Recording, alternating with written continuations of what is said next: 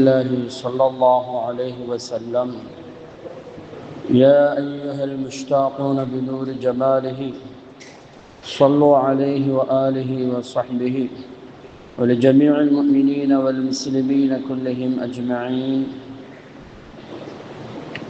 اللهم صل على سيدنا محمد طب القلوب ودوائها وعافية الأبدان وشفائها ونور الأبصار وضيائها وقوت الأرواح وغذائها وعلى آله وصحبه وسلم تسليما. أما بعد فأوصيكم يا عباد الله وإياي أولا بتقوى الله.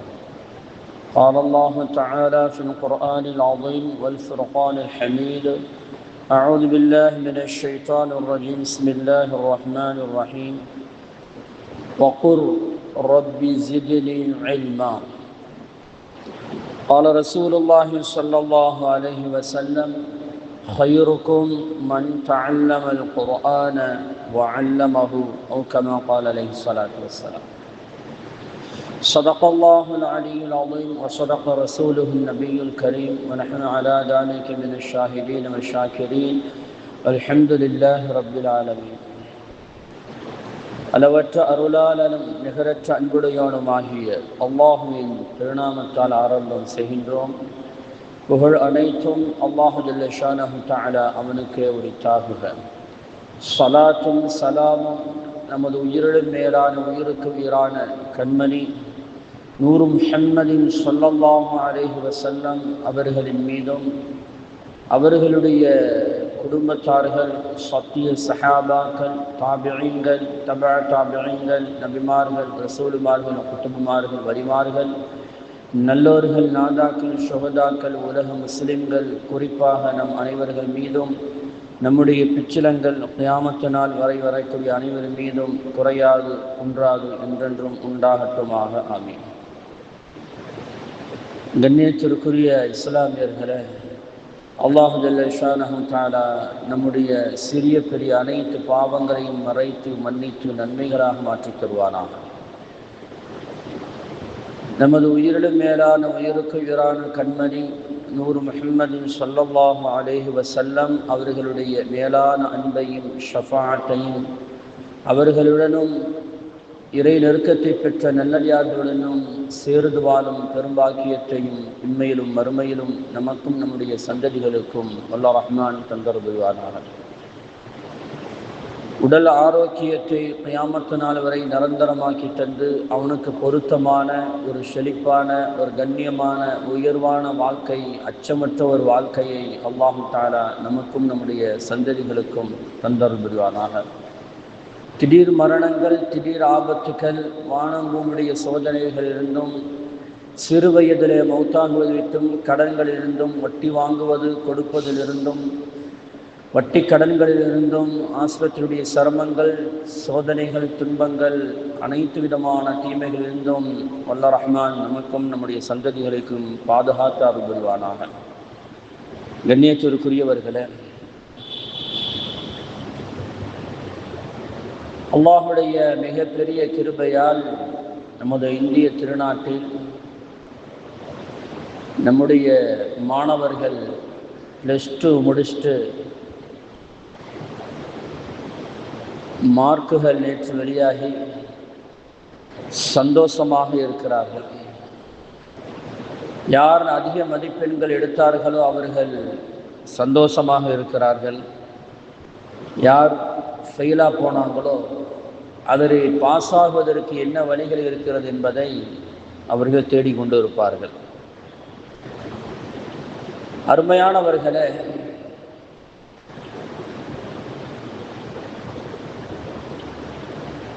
உலகத்தில் ஒரு மாற்றத்தை தருவது, ஒரு உயர்வை தருவது கல்வி மட்டும்தான்.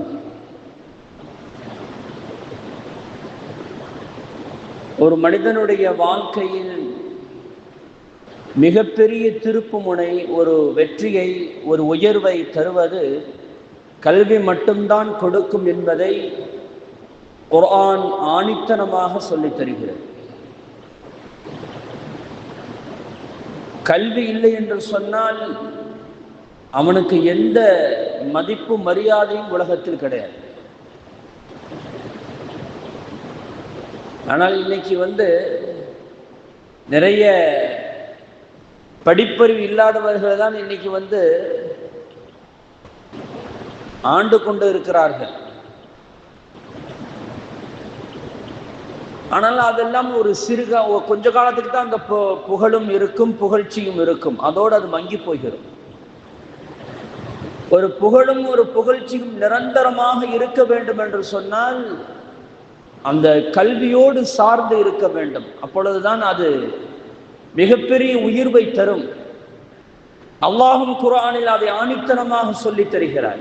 யர்ஃபஇல்லாஹு அல்லதீன ஆமனூ மின்கும் வ ஊத்துல் இல்ம தரஜாத். ஈமான் கொண்டவர்களும் உங்களிலே கல்வி ஞானம் பெற்றவர்களும் தான் நிறைய அந்தஸ்துகளை பெறுவார்கள், உயர்வான அந்தஸ்துகளை பெறுவார்கள் என்று குர்ஆன் சொல்லித் தருகிறது. வேற யாரும் பெற முடியாது.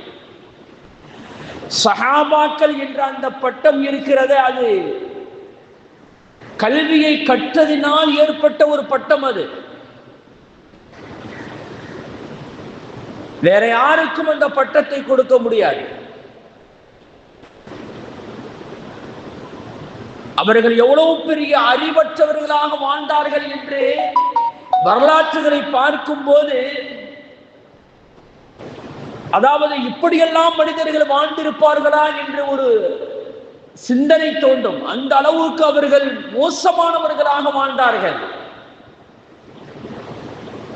அன்னை ஆயிஷா ரலியல்லாஹு தஆலா அன்ஹா அவர்கள் சொல்லுவார்கள், அன்றைய காலத்தில் எப்படி மக்கள் வாழ்ந்தார்கள் என்று சொன்னால், தகப்பனுடைய சொத்தை பங்கு வைக்கும் போது தகப்பனுடைய மனைவியும் சொத்தாக பார்க்கக்கூடியவன் தான் அன்றைய காலத்தில் இருந்தான். அதை நம்ம பெற்றெடுத்த தாய் என்ற அந்த சிந்தனை வராது அவனுக்கு. அவளும் நமக்கு ஒரு சொத்து என்று அனுபவிக்கக்கூடிய ஒரு பொருள் என்று அவன் நினைத்துக் கொண்டிருந்தான். அப்படிப்பட்ட ஒரு மக்களை அல்லாஹு தஆலா நபிகள் நாயகம் ஸல்லல்லாஹு அலைஹி வஸல்லம் அவர்கள் கல்வியை கற்றுக் கொடுத்து அவர்கள் காலடியில் நீங்கள் விழ வேண்டும், காலடியில் தான் சொர்க்கம் இருக்கிறது என்று ஒரு மிகப்பெரிய மாற்றத்தை ஏற்படுத்தி கொடுத்தார்கள். எப்பொழுது என்று சொன்னால், கல்வியை கற்றுக்கொண்டதினால். படிப்பறிவு உலகத்தில் யாரும் அந்த அரபு தேசத்தை பிடிப்பதற்காக ஆசைப்பட்டதே கிடையாது. எந்த மன்னர்களும் ஆசைப்பட்டதே கிடையாது. ஆனால் கல்வியை கற்றுக்கொண்டார்கள் சஹாபாக்கள்.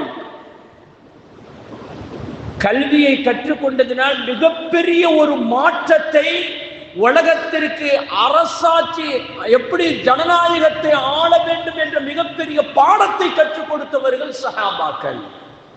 அவ்வளவு பெரிய உயர்ந்த வாழ்க்கையை வாழ்ந்தார்கள். ஏனென்றால் அவர்கள் கல்வியை கற்றுக்கொண்டதினால். இன்றைக்குள்ள இளைஞர்கள் அதில் ரொம்ப கவனம் செலுத்த வேண்டும். என்னால் உலகத்தில் சிறப்பு எதில் இருக்கிறது என்று சொன்னால் கல்வியில் தான் இருக்கிறது. அதைத்தான் அல்லாஹு தஆலா முதல் வசனமே அல்லாஹ் சொல்லித்தரக்கூடிய விஷயம் என்று சொன்னா, இக்ரா, படியுங்கள் என்றுதான் அல்லாஹு தஆலா சொல்லித் தருகிறார். கல்வியை கற்றுக்கொள் என்றுதான் முதல் வசனமே இறங்கியது. கல்வியை கொண்டுதான் ஒரு மனிதனுடைய வாழ்க்கையை அது திருப்பும், மிகப்பெரிய ஒரு வெளிச்சத்திற்கு கொண்டு வரும். இருளை நீக்கக்கூடியது கல்விதான் என்பதை குர்ஆன் ஆணித்தரமாக சொல்லித் தருகிறது. சில பேர்கள் சொல்லுவாங்க, பார்த்திருக்கீங்களா? நானும், அதாவது சில பேர்கள் 1 லட்சம் ரூபா, 2 லட்சம் ரூபா, 3 லட்சம் ரூபா, 4 லட்சம் ரூபா வரையும் சம்பளம் எடுப்பான். சில பேர்கள் 20,000, 15,000, 10,000 தான் சம்பளம் எடுப்பான். சொல்லுவார், இந்த 10,000 வாங்கக்கூடியவர் சொல்லுவார், நானும் அவனும் ஒரே கிளாஸ்மெண்ட் தெரியுமா? நானும் அவனும் ஒரே கிளாஸ்மெண்ட், ஒன்றாகத்தான் படித்தோம். அவன் நன்றாக படித்தான், உயர்வுக்கு போய்விட்டான். நான் ஒழுங்கா படிக்கல, இன்னைக்கு இவ்வளவு கஷ்டப்பட்டு கொண்டு இருக்கிறேன் சொல்லக்கூடியவர்கள் எத்தனை பேர்கள் நாம் பார்க்கிறோம். அதாவது அந்த படிப்புடைய காலத்தில் சரியான முறையில் நம்முடைய பிள்ளைகள் படிக்கவில்லை என்று சொன்னால் அவருடைய எதிர்காலம் மிக மோசமானதான் போகும், சிரமத்துக்குள்ளானதான் ஆகும். அது இளைஞர்கள் அதை நன்றாக புரிந்து கொள்ள வேண்டும். இன்னைக்கு உள்ள இளைஞர்கள் என்ன தெரியுமா, படிக்கிற காலத்தில் என்ஜாயாக இருக்க வேண்டும், சந்தோஷமாக இருக்க வேண்டும். அதாவது பெற்றோர்களை விட நண்பர்களை தேர்ந்தெடுக்கக்கூடிய ஒரு கலாச்சாரம் இன்னைக்கு அதிகமாகி கொண்டு இருக்கிறது. நண்பர்களோடு சுத்த வேண்டும், நண்பர்களோடு ஜாலியாக இருக்க வேண்டும், அங்க போகணும் இங்க போகணும், தேவையில்லாத செலவுகளை செய்து கொண்டு என்ஜாய் பண்ண வேண்டும், சந்தோஷமாக இருக்க வேண்டும் என்ற ஒரு கலாச்சாரம் இன்னைக்கு அதிகமாகி கொண்டு இருக்கிறது படிக்கக்கூடிய காலத்தில். நன்றாக மட்டும் விளங்கிக் கொள்ளுங்கள், படிக்கக்கூடிய காலத்தில் சரியாக படிக்கவில்லை என்று சொன்னால் அதற்கு பிறகு வரக்கூடிய காலம் கஷ்டமான காலமாகத்தான் மாறும். படிக்கிற காலத்தில் தான் நம்முடைய வாழ்க்கையுடைய கட்டமைப்பு, எதிர்காலம் எப்படி நம்ம அதை கட்டமைக்க வேண்டும், எப்படி நாம் சரி செய்து கொள்ள வேண்டும் என்ற நம்முடைய வாழ்க்கையை தீர்மானிப்பது நம்முடைய படிப்பு தான். பிற காலத்தில் நாம் எப்படி இருக்க வேண்டும் என்ற அந்த படிப்பை வைத்துதான் நம்முடைய வாழ்க்கையை தீர்மானிக்க முடியும்.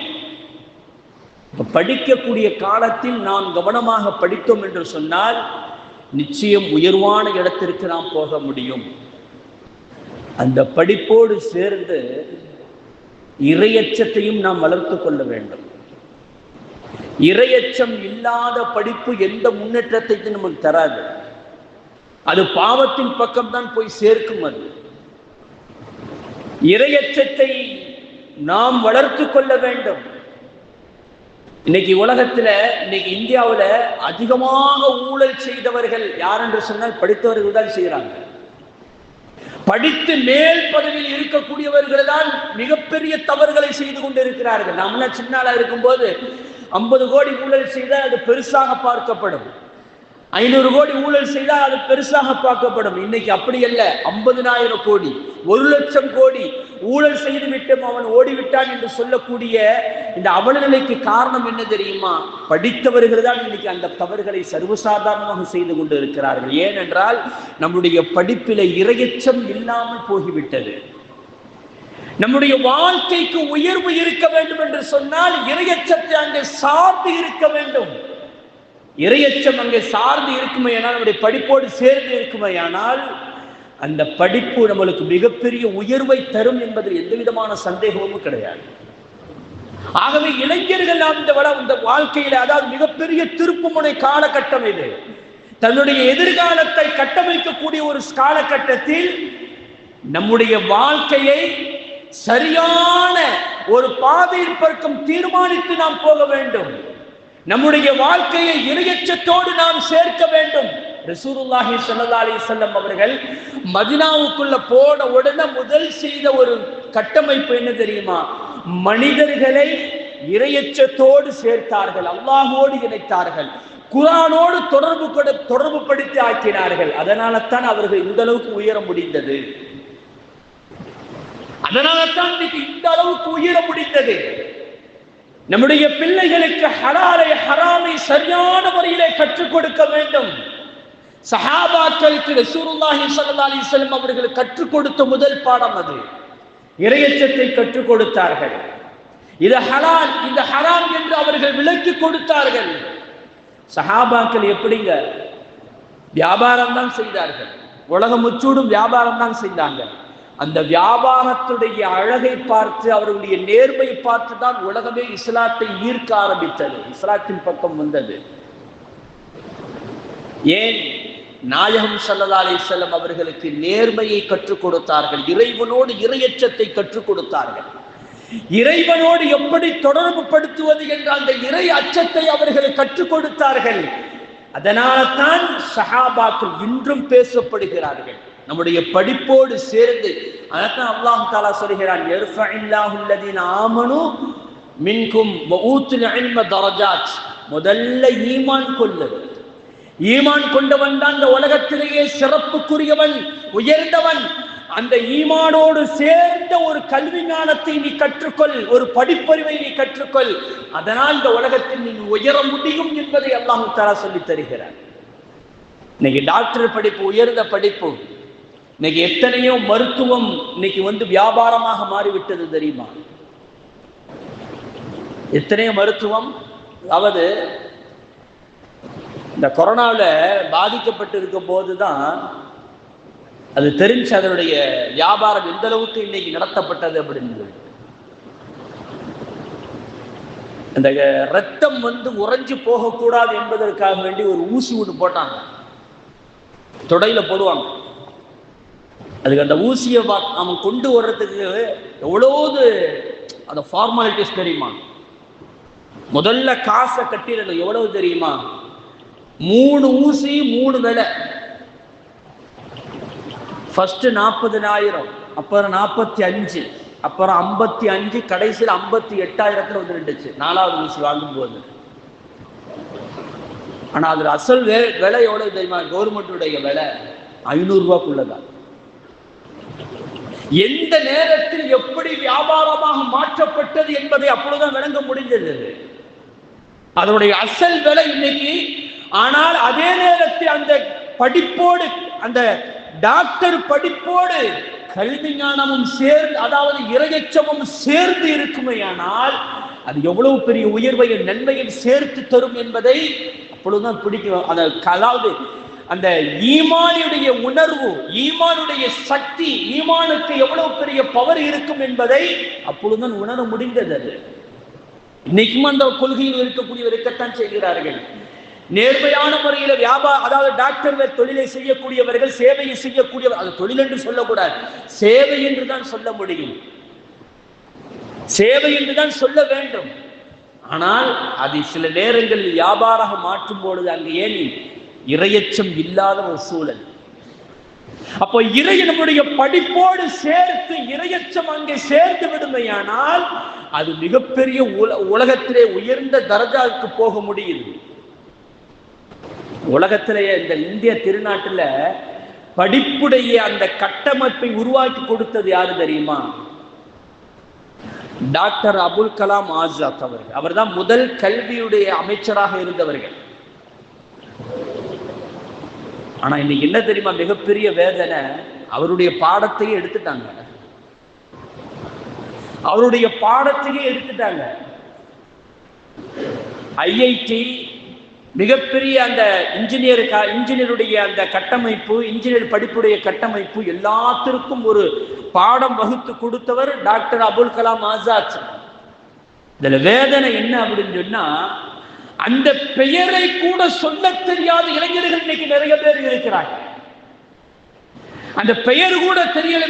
இந்த இந்திய திருநாட்டுடைய முதல் கல்வி அமைச்சர் யார் என்று கூட தெரியவில்லை. தெரிந்தாலும் ஒரு மாணவன் சொல்றான் அப்துல் கலாம் ஆசாத்.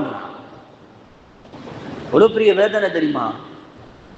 அந்த அளவுக்கு தான் நம்முடைய இளைஞர்களுடைய படிப்புகள் இன்னைக்கு போய்கொண்டு இருக்கிறது. அவருடைய நோக்கம் எல்லாம் பாஸ்போர்ட் எடுக்கணும், வெளிநாட்டுக்கு போகணும், சம்பாதிக்கணும், அப்படித்தான் இருக்கிறாங்க. ஆனால் சரியான முறையில படித்து நல்ல ஒரு ஜாப்புக்கு போய் நல்ல ஒரு, அதாவது கவர்மெண்டுடைய ஒரு நிலைக்கு போனால் எவ்வளவு பெரிய பாதுகாப்பு, எவ்வளவு பெரிய பாதுகாப்பு. நாட்டுடைய இஸ்லாமியர்களுக்கு எவ்வளவு பெரிய கேள்விக்குறியாக வாழ்ந்து கொண்டு இருக்கும். அதை பற்றி எந்த இளைஞர்களும் இன்னைக்கு சிந்திக்கிறது இல்லை. எவ்வளவு பெரிய உயர்வான படிப்புகள் இருக்கிறது, அதை பத்தி யாருமே சிந்திக்கிறது இல்லை. நல்லா படிக்கணும், வெளிநாட்டுக்கு போகணும், லட்சத்துல சம்பாதிக்கணும், வீட்டுல ஊரோட செட்டில் ஆகணும். இப்படித்தான் நம்முடைய இளைஞர்களுடைய நிலைமைகள் போய்கொண்டு இருக்கிறது. இந்த இந்திய நாட்டை எப்படி காப்பாற்றுவது, இந்திய பொருளாதாரத்தை எப்படி நாம் அதை காப்பாற்றுவது என்ற எந்த சிந்தனையும் இல்லாமல் இன்னைக்கு இளைஞர் சமுதாயம் போய்கொண்டு இருக்கிறது அல்லவா? ரொம்ப வேதனைக்குரிய ஒரு விஷயம் அது.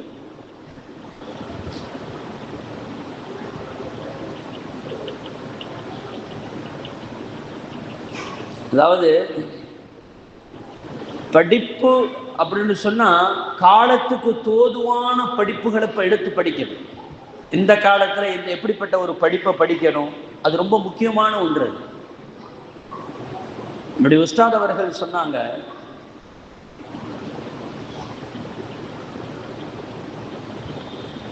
அவர்கிட்ட ஒரு பையன் வெளிநாட்டில் இருக்கக்கூடிய ஒரு மனிதர் ஒரு வேலை தேடி கேட்கிறார். அப்போ ஒரு சொன்னாரு, இந்த இடத்துக்கு போப்பா வேலை கிடைக்கும் அப்படின்னு சொல்லிட்டு. என்னப்பா படிச்சிருக்கிற அப்படின்னு கேட்கும்போது அவர் ஏரோநாட்டிக்கல் படிச்சிருக்கிறார். ஃப்ளைட்டு எப்படி இயக்குறது போகிறது அது சம்மந்தப்பட்ட ஏர்போர்ட் சம்மந்தப்பட்ட படிப்புகள் படிச்சிருக்கார். ரொம்ப உயர்ந்த படிப்பு. நல்ல சம்பளம் கிடைக்கக்கூடிய ஒரு படிப்பு அது. அப்புறம் கொஞ்ச நாள் கழிச்சு அவருக்கு ஆளே காணோம். கொஞ்ச நாள் கழிச்சு அவர் வர்றார். இப்போ எப்படிப்பா, நல்லா இருக்கியாப்பா? நல்லா இருக்கிறேன். எங்கப்பா இருக்கிறா? ஒரு நாட்டை சொல்றார். அந்த நாட்டில் எப்படிப்பா, உனக்கு என்ன வேலை கிடைச்சு? நான் சாப்பாட்டு கடையில் வேலை செஞ்சுக்கிட்டு இருக்கிறேன் அப்படின்னு சொல்றாரு. ஏனப்பா சாப்பாட்டு கடையில் வேலை செய்கிறேன்? நான் படித்த படிப்புக்கு எங்கேயுமே வேலை கிடைக்கல. இளைஞர்கள் இன்னைக்கு நம்முடைய படிப்பு எல்லாம் ஒரே லைன்ல போய்கொண்டு இருக்கிறது. எந்த படிப்பை படித்தால் எப்படி பிரயோஜனம் கிடைக்கும் என்பதை ஆராய்ந்து நம்முடைய பிள்ளைகள் அந்த படிப்பில் சேர்ந்து அதில் நம்முடைய நோக்கத்தை வெற்றி பெற வேண்டும். அதில் ரொம்ப கவனம் செலுத்த வேண்டும். படிப்பு என்பது ஒரு சாதாரண ஏதோ நம்மளுக்கு ஒரு டிகிரி இருந்தா போதும் அப்படி என்று நம்ம படிக்கக்கூடாது. அதில் மிகப்பெரிய லட்சியம் இருக்க வேண்டும். வாழ்க்கையில மிகப்பெரிய முன்னேற்றம், நமக்கென்று ஒரு எல்லை இருக்க வேண்டும். அந்த எல்லையோடு நாம் வளர்ந்தோம் என்று சொன்னால் அதில் மிகப்பெரிய மாற்றங்கள் இருக்கிறது. மிகப்பெரிய மாற்றங்கள் இருக்கிறது. அதாவது உமர் ரலியல்லாஹு தஆலா அன்ஹு படிப்பு எவ்வளவு பெரிய முக்கியங்கிறத நான் சொல்லி தர்றேன். உமர் ரலியல்லாஹு தஆலா அன்ஹு அவங்க வாப்பா சொன்னாங்க, நீ போய் ஒட்டகத்தை மேய்ச்சிட்டு வாடா அப்படின்னு சொல்லி. இவங்க சின்ன பிள்ளை ஒட்டகத்தை மேய்ச்சிக்கிட்டு இருக்கிறாங்க. 2 யூதர்கள் அப்படி போனாங்க. இந்த யூதர்கள் என்ன செஞ்சாங்க, 2 பேரும் பேசிக்கிட்டு இருந்தாங்க. இவங்களுக்கு ஒரு ஆச்சரியம், ஏன்னா நம்மளை பார்த்தே பேசிக்கிட்டே இருக்கிறாங்களே அப்படின்னு சொல்லி இவங்களுக்கு ஒரு ஆச்சரியம். அப்போ நேரா சொன்னாங்க, இதுல ஒரு கையெழுத்து போடுங்க அப்படின்னு. எதுக்குங்க நான் கையெழுத்து போடணும்? இல்ல, பிற்காலத்தில் இந்த அரபு தேசத்தை ஆளக்கூடிய ஆட்சியாளராக நீங்கள் வருவீர்கள். பிற்காலத்தில் அரபு தேசத்தை ஆளக்கூடிய ஆட்சியாளராக நீங்கள் வருவீர்கள். அப்பொழுது இந்த யூதர்களை எல்லாம், அதாவது யூதர்களை நீங்கள் இந்த நாட்டை விட்டு வெளியேறுங்கள் என்று நீங்கள் சொல்லுவீர்கள். அப்பொழுது எங்களை நீங்கள் எங்க 2 பேரை மட்டும் நீங்க வெளியேற்றக்கூடாது அப்படிங்கிறதுக்கு இப்பொழுதே நீங்க கையெழுத்து போட்டு தந்துருங்க அப்படின்னு சொல்லிட்டு அவங்க 2 பேரும் சொல்றாங்க. அப்போ உமர் ரலியல்லாஹு சொன்னாங்க, நான் சின்ன வயசு, எங்க வாப்பா சொல்றாரு ஒட்டகம் மேய்க்க கூட நீ லாய்க்கு இல்லாதவன் அப்படின்னு சொல்றாரு, நான் இப்படியப்பா அந்த நாட்டையே ஆள முடியும் அப்படின்னு அவங்க சொன்னாங்க. இல்லை, நீங்க கையெழுத்து போடுங்க. கையெழுத்து போட்டாச்சு. காலம் உருண்டு ஓடியது. உமர் ரலியல்லாஹு தஆலா ஜனாதிபதியாக வருகிறார்கள். கிட்டத்தட்ட 22.5 லட்சம் சதுரடிகளை அவர்கள் ஆளுமை செய்கிறார்கள். ஒரு கட்டத்தில் நபிகள் நாயகம் ஸல்லல்லாஹு அலைஹி வஸல்லம் அவர்கள் சொன்னார்கள், யூதர்களை உங்களுடைய ஆட்சி காலத்தில் வெளியேற்ற வேண்டும். நம்முடைய மதினாவில் எல்லைக்குள் அவர்கள் வாழக்கூடாது, அவர்கள் மோசக்காரர்கள் என்று சொன்னாங்க. அந்த அடிப்படையில உமர் ரலியல்லாஹு தஆலா அன்ஹு அது வெளியேற்றாங்க. வெளியேற்றும் போது 2 பேரும் வர்றாங்க. சொன்னாங்க, எங்க 2 பேரும் நீங்கள் வெளியேற்றக்கூடாது. ஏன்? நீங்க கையெழுத்து போட்டிருக்கிறீங்க அப்படின்னு சொல்லிட்டு. அப்பொழுது உமர் ரலியல்லாஹு தஆலா அன்ஹு சொன்னார்களாம், நான் கையெழுத்து போட்டது அறியாம காலத்தில் போட்டேன். ஆனால் என்னுடைய ஹபீப் ஸல்லல்லாஹு அலைஹி வஸல்லம் அவர்கள் எதை உத்தரவு செய்தார்களோ அந்த உத்தரவை நான் நிறைவேற்றுவது என்னுடைய கடமை என்று சொல்லி நீங்கள் வெளியேற வேண்டும் என்று உத்தரவு போட்டார்கள் என்று சொன்னார். அருமையானவர்களே, நாம் காலத்திற்கு, அதாவது ஆட்சி அதிகாரத்திற்கு வரக்கூடிய காலகட்டத்தில் நாம் இருக்கிறோம். இஸ்லாமியர்களை, இளைஞர்களை, எவ்வளவு பெரிய ஒரு காலத்தின் கட்டாயத்தில் நாம் இருக்கிறோம் தெரியுமா? இந்த நாட்டுக்கு மிகப்பெரிய, அதாவது நாட்டில் பொருளாதாரத்தை விட நாட்டுடைய பாதுகாப்பு ரொம்ப முக்கியமான ஒரு காலகட்டத்தில் இருக்கிறோம். அதிகாரத்தன்மையை நாம் கையிலெடுக்கக்கூடிய மிக முக்கியமான ஒரு காலகட்டத்தில் நாம் வாழ்ந்து கொண்டு இருக்கிறோம். இஸ்லாமியர்களே, அது சம்பந்தமான படிப்புகள் என்ன இருக்கிறது என்பதை பார்த்து இளைஞர்கள் அப்படிப்பட்ட ஒரு நாட்டை எப்படி பாதுகாப்பது, இந்த நாட்டுடைய பொருளாதாரத்தை எப்படி பாதுகாப்பது என்பன போன்ற படிப்புகளை படித்து இஸ்லாமிய இளைஞர்கள் அந்த அந்தஸ்திற்கு வர வேண்டும், அந்த பொறுப்புக்கு வர வேண்டும். அதுதான் இன்றைய காலத்தினுடைய மிக முக்கியமான ஒரு காலகட்டத்தில் நாம் அமர்ந்து இருக்கிறோம். ஒரு சாதாரணமான விஷயம்.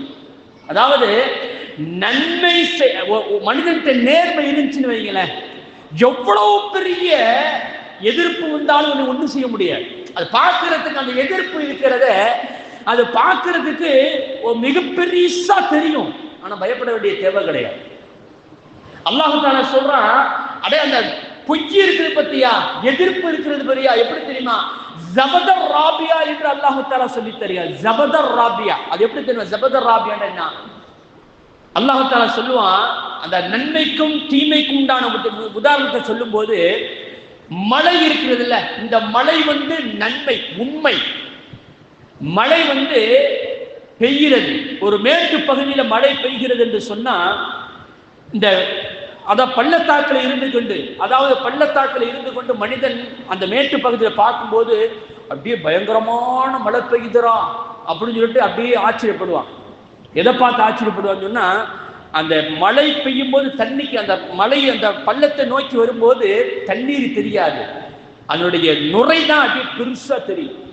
இந்த நுரையை பார்க்கும்போது அது பயங்கரமா, இன்னுமோ வருதுரா, ஒண்ணுமே புரியலை அப்படின்னு சொல்லிட்டு மனிதன் பயந்து போகுவான், மனிதன் பயந்து போகுவான். புரியுதா? அப்ப இதைத்தான் அல்லாஹ் சொல்றான், இந்த நன்மை உண்மைக்கு உதாரணம் மழை, பொய்க்கு உதாரணம் அந்த தூசிகள், அந்த நுரைகள். இந்த தண்ணீர் பள்ளத்தாக்கை சேர சேர சேர சேர அந்த மேகமாக கிளம்பிய, அந்த உயர்வாக கிளம்பிய அந்த நுரை இருக்கிறத அப்படியே கொஞ்சம் கொஞ்சமாக கழிந்து கழிந்து கழிந்து கழிந்து போய் கடைசியிலே உண்மை என்ற தண்ணீர் மட்டும்தான் பள்ளத்தாக்கை சேரும். இதுக்குதான் ஜபதர் ராபியா என்று சொல்றது. இப்ப அல்லாஹ் சொல்றான், அந்த ஜபதர் ராபியாவை பார்த்து நீ பயந்து விடாதே என்று சொல்லி தருகிறார். அப்ப வாழ்க்கையில் நமக்கு உண்மையான ஒரு மனிதனுக்கு நிச்சயமான மிகப்பெரிய எதிர்ப்புகள் வரும். ரசூலுல்லாஹி ஸல்லல்லாஹு அலைஹி வஸல்லம் அவர்களை விடவா ஒரு உண்மையான ஒரு உண்மைவாதி, அவர்களுக்கு வந்த சோதனை போட்டு உலகத்தில் வேறு யாருக்கும் வந்தது கிடையாது. ஆனால் உண்மையில் அவர்கள் எல்லா நிலையிலும் உண்மையாக இருந்தார்கள், கடைசி வரை உண்மையாக இருந்தார்கள். வெற்றிக்கு மேல் வெற்றியை அவர்கள் கண்டார்கள். எல்லா சாசனங்களும் பாடங்களும் நமக்கு சொல்லி தந்து விட்டு போய்விட்டார்கள். நபிகள் நாயகம் ஸல்லல்லாஹு அலைஹி வஸல்லம் நாட்டை எப்படி ஆளுவது, நாட்டுடைய பொருளாதாரத்தை எப்படி கட்டமைப்பது, நாட்டுடைய சமூக ஒற்றுமையை கட்டமைப்பை எப்படி உருவாக்குவது என்பன போன்ற எல்லா விஷயத்தையும் அண்ணலம் பெருமானார் ஸல்லல்லாஹு அலைஹி வஸல்லம் அவர்கள் நமக்கு பாடமாக கற்று தந்துட்டாங்க.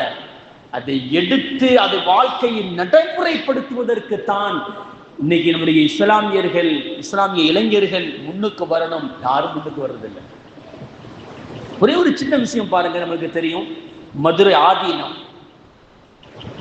அவன் மேல தப்பு, சிசிடிவி கேமரா, சிசிடிவியுடைய அந்த வீடியோ ஃபுட்டேஜ் வெளியாகி எல்லா மக்களும் சொல்கிறார்கள், இவன் ஓட்டிட்டு போன இந்த காரின் மீது தான் தப்பு என்று. அது 4 ரோடு, இவன் தான் நின்று போகணும், போகாம போயிடுச்சு. கடைசியில் இவன் பார்த்ததே கிடையாது, தொப்பியும் தாடியும் என்று சொல்லி எவ்வளவு பெரிய பொய்யை நீங்க அப்படியே அப்பட்டமாக அள்ளி வீசுகிறார்கள்.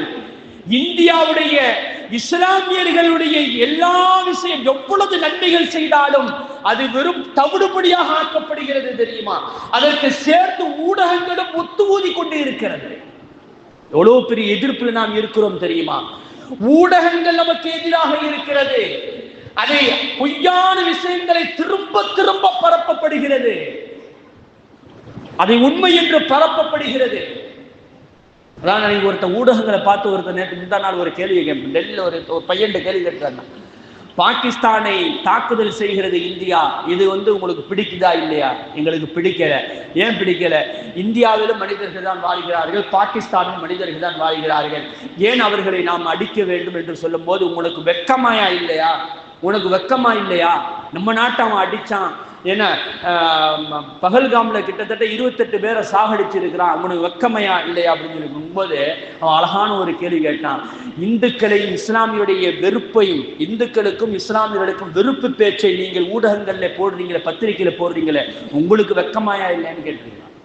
அவ்வளவு அற்புதமான கேள்வி, நெச்சிந்த கேள்வி. என்ன கேட்டாலும் இன்னைக்கு ஊடகங்கள் நமக்கு எதிராகவே இருந்து கொண்டு இருக்கிறாங்க. ஊடகத்தை பற்றி தெளிவான செய்திகளை போடுவதற்கு நாம் எங்கே முன்னுக்கு வந்திருக்கிறோம்? நமக்கென்ற கட்டமைப்பு எங்கே இருக்கிறது? ஊடகத்தை கண்டுபிடித்ததே இஸ்லாம் குர்ஆனை வைத்து தான் கண்டுபிடித்தார். அதற்கும் ஆதாரம் இருக்கிறது. ஊடகம் எவ்வளவு பெரிய, இன்னைக்கு ஊடகம் தான் உலகத்தை ஆண்டு கொண்டு இருக்கிறது தெரியுமா? ஊடகம் தான் இன்னைக்கு உலகத்தை ஆண்டு கொண்டு இருக்கிற. யூதர்கள் கையில் வைத்திருப்பது என்ன? ஊடகத்தை மட்டும்தான் வச்சிருக்கிறாங்க, வேற எதுவும் கிடையாது. அதாவது இன்னைக்கு இஸ்ரேலை சுத்தி இருக்கிறது அத்தனை அரபு நாடுகள். ஒரு பேச்சுக்கு சொல்ற, அரபு நாடுகள் இருக்கக்கூடிய அத்தனை பேரும் யூரின் போனா கூட இஸ்ரேல் அழிஞ்சு போயிடும். அந்த அளவிற்கு இஸ்லாமிய நாடுகள் சுத்தி இருக்கிறது. ஆனால் அத்தனை பேர்களையும் அவன் பயமுறுத்தி கொண்டு இருக்கிறான். என்ன காரணம் தெரியுமா? ஊடகத்தை கையில் வைத்திருக்கிறான். ஊடகத்தை கையில் வைத்து நாங்கள் அப்படி இருக்கிறோம், இப்படி என்று சொல்லிக் கொண்டு இருக்கிறான். எல்லாம் தவிடுபடியாக ஆக்க முடியும். நம்மள்கிட்ட ஈமானும் நேர்மையும் சரியான கல்வியும் நமக்கு சரியான திட்டங்களும் இருந்தார். ஆகவே அல்லாஹ்வின் நல்லடியார்களே, இஸ்லாமியர்களே, எந்த காலகட்டத்தில் எப்படிப்பட்ட படிப்புகள் நமக்கு தேவை என்பதை இஸ்லாமிய இளைஞர்கள் கண்டறிந்து அது சார்ந்த நம்முடைய படிப்புகள் இன்னைக்கு நாட்டை காப்பாற்ற வேண்டும் என்ற ஒரு கட்டாயத்தில் நாம் இருக்கிறோம். நாட்டுடைய பொருளாதாரத்தை பாதுகாக்க வேண்டும் என்ற கட்டாயத்தில் நாம் இருக்கிறோம். கட்டமைப்பை உருவாக்க வேண்டும் என்ற கட்டாயத்தில் நாம் இருக்கிறோம். எவ்வளவு நன்மைகள் செய்தாலும் நமக்கு பெயர் தவறான பெயர் தான். இஸ்லாமியனுக்கு பெயர் தீவிரவாதி தான். நம்மளை போன்று இந்த நாட்டிற்கு உயிர் தியாகம் செய்தவர்கள் யாரும் இருக்க முடியாது. பொருளாதாரத்தை கொடுத்தவர்கள் யாரும் இருக்க முடியாது. இன்றைக்கும் பாகிஸ்தானுக்கும் நமக்கும் ஒரு போர் வந்தால் முதல் வரிசையில் நெஞ்சு நிமிர்த்து கொண்டு நிற்கக்கூடியவன் இஸ்லாமியனாகத்தான் இருக்க முடியும். நேற்று கூட அந்த என்னமோ ஒரு ஊர்ல ஒரு அட்டாக் நடக்கும்போது இஸ்லாமிய பெண்மணி தான் அதுக்கு தலைமை தாங்கி இருந்திருக்கிறார். இராணுவ ஜெனரலாக இருந்து அங்கே தலைமை தாங்கி இருக்கிறார். இஸ்லாமியன் எந்த வகையிலும் இஸ்லாமியனை ஒதுக்கி வைத்து விட்டு இந்த நாட்டை நீ காப்பாற்றவும் முடியாது, ஒன்றும் செய்ய முடியாது. நாட்டுடைய பொருளாதாரமே இஸ்லாமிய கையில் தான் இருக்கிறது. நாம் நினைத்தால் எது வேண்டாலும் சாதிக்க முடியும். ஆனால் நம்மள்கிட்ட சரியான கட்டமைப்புகளும் திட்டங்களும் சரியான படிப்பும் இல்லை என்பதுதான் வேதனையும் வருத்தமும் இருக்கிறது என்பதை விலகிக் கொள்ள வேண்டும். ஆகவே இஸ்லாமியர்களே, அது சார்ந்த படிப்புகளை நாம் படித்து உயர்வுக்கு வர வேண்டும். அல்லாஹ் ஜல்ல ஷானஹு தஆலா அந்த நிலைமையை உருவாக்கி தருவானாக. வாகிரு தஅவானா அல்ஹம்துலில்லாஹி ரப்பில் ஆலமீன். அஸ்ஸலாமு அலைக்கும் வரஹ்மத்துல்லாஹி தஆலா வபரகாத்துஹு. நம்ம சேனலின் விளம்பரங்களுக்கு sunnaatruth@gmail.com